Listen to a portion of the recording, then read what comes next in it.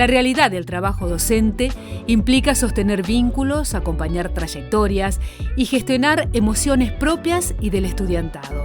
Por eso, el trabajo emocional docente aparece hoy como un debate central para comprender las condiciones laborales en educación. Sobre la base de esta idea, estudiantes de formación docente, docentes en ejercicio, investigadoras, se reunieron a reflexionar y debatir sobre lo que muchas veces queda invisibilizado en la tarea cotidiana de enseñar. Estamos empezando con el conversatorio sobre trabajo emocional docente con la doctora Carolina Gamba y las acompañan la licenciada Magalí Tudela y la licenciada Valentina Yaquinta. Es una actividad que surge del proyecto de investigación que regula el trabajo docente que dirige el doctor Sebastián Fuentes y lo codirijo yo, Sebastián desde la Flaxo y yo desde el IELES acá en la Facultad de Humanas. Y Carolina en particular tiene su línea de investigación en trabajo emocional docente, su doctorado ahí. No lo hizo con nosotros, pero se acompaña, se incluye en el equipo, y Magalí y Valentina han trabajado en nivel inicial sus trabajos de licenciatura o en inserción laboral docente en ciencias de la educación en ambos casos, y el trabajo emocional es uno de los hallazgos. Según el relato de las docentes, las emociones hoy están a flor de piel. Siempre, digamos, lo que vengo trabajando es que las emociones han estado siempre presentes, al igual que la educación sexual.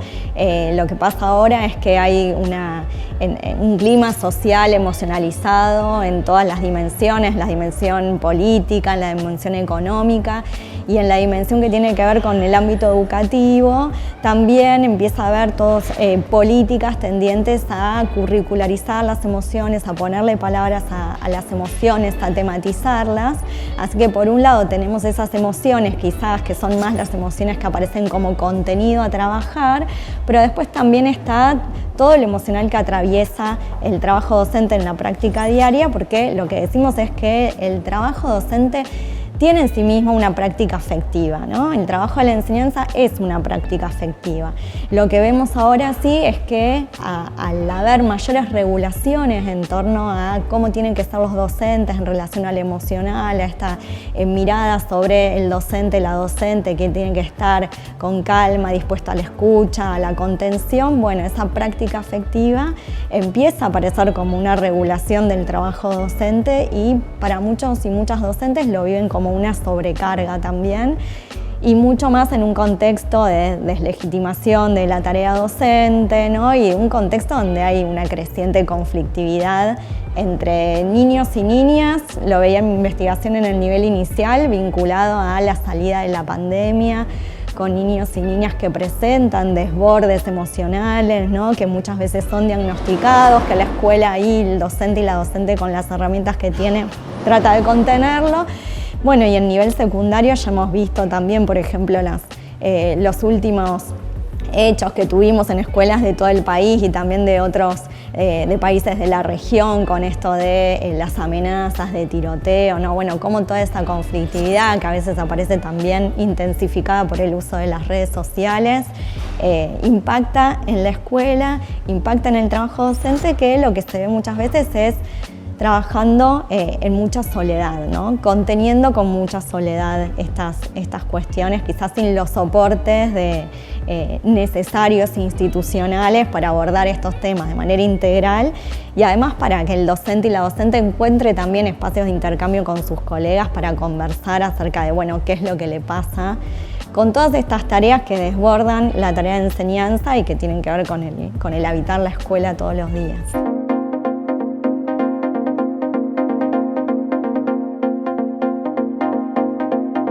Nosotros como equipo de investigación estamos avanzando en comprender cómo se regula el trabajo docente en la escuela secundaria y en la universidad, más allá de las normativas. Y el trabajo emocional docente en cualquiera de los niveles de los cuales quisiéramos indagar, vamos a encontrar que aparece como un nudo problemático, ¿sí? Como una dimensión más del trabajo docente hoy. Dentro de las demandas de la tarea docente o del trabajo de enseñar en la actualidad aparece la gestión de las emociones, tanto de los grupos de estudiantes como de los propios docentes, entre los docentes. Porque además es un tema que se ha silenciado, ¿sí?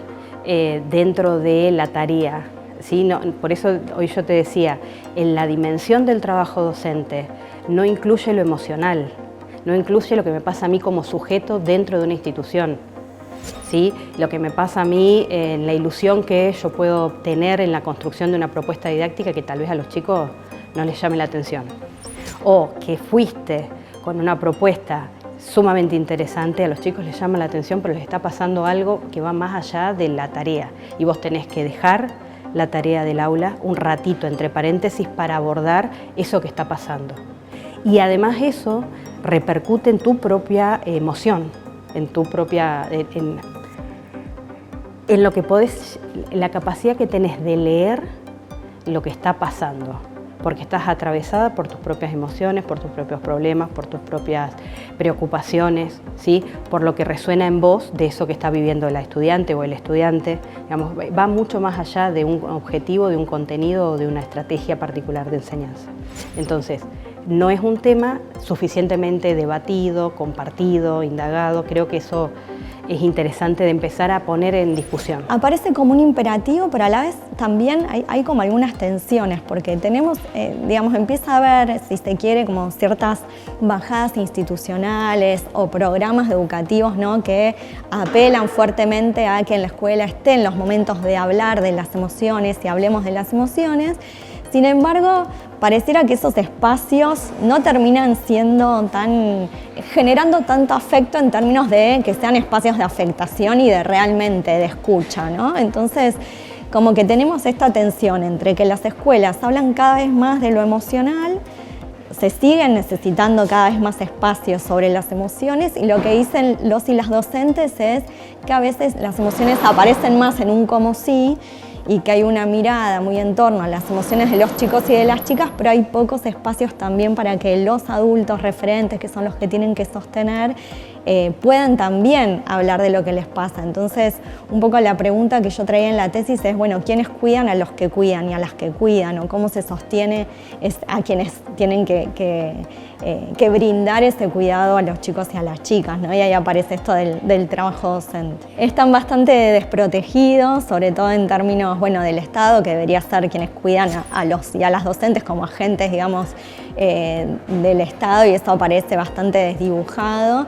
Y lo que expresan los y las docentes como necesidad también para que puedan posicionarse mejor ante la demanda emocional de los y las estudiantes es espacios institucionales de encuentro, ¿no? Y este relato que a cualquier docente le puede resonar, que terminan por ahí conversando sobre lo que pasó en la escuela, por el grupo de WhatsApp, en los horarios que no son laborales, que los encuentros de mejora institucional no terminan siendo funcionales para hablar de realmente lo que pasa en la escuela y tiene que ver con cuestiones más burocráticas quizás. Entonces sí me parece que hay que seguir hablando de las emociones en la escuela, pero que estaría bueno institucionalizar espacios donde los y las docentes puedan trabajar entre adultos, entre pares, estas temáticas, justamente para después, bueno, verse mejor posicionados al pensar cómo abordarlas con los chicos y con las chicas, porque todo si no es muy artesanal y esto como muy en soledad. Por ahí a veces hablar de las emociones y llenar